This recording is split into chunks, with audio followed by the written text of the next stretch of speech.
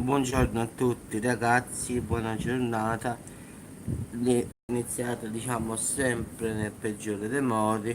Stamattina un terremoto di magnitudo 5.2 si è verificato a Creta. Più o meno erano le 6:40 ore italiana, mentre lì erano le 7:40, quindi passa un'ora di differenza fra qui e lì.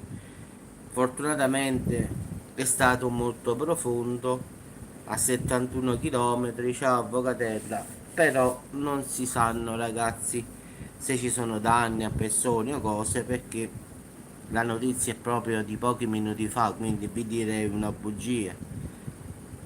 Tante persone si sono svegliate in panico come sempre, quindi hanno chiamato centralini, pompieri, queste cose qua. Però ragazzi non so dirvi altro, la scossa è avvenuta in mattinata, quindi la gente si è svegliata, però attualmente non so se ci sono danni a persone o cose, quindi è una cosa che è arrivata a Momo questa notizia, vi direi una bugia, se ci sono feriti o non ce ne sono, non lo so perché questa è solo la notizia che riportano, diciamo, ma così brevemente tutti i siti, diciamo, italiani, esteri, però non dicono nulla riguardo feriti oppure se, diciamo, per- danni a strutture, danni a, non a case, non dicono nulla, solo che la popolazione si è svegliata con questo forte boato e questo terremoto di 5.2. Questa è la notizia che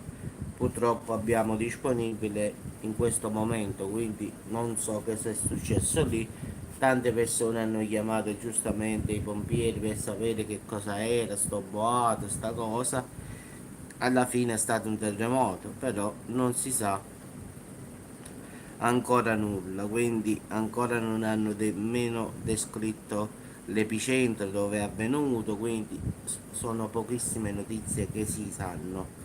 Dopo se saccio, diciamo, se saccio qualcosa in più, come dico io in napoletano, se saprò in italiano lo dico, farò un aggiornamento, anche perché questo è accaduto un'ora fa, quindi immaginate che non ci saranno notizie perlomeno per un'altra 2 ore più o meno.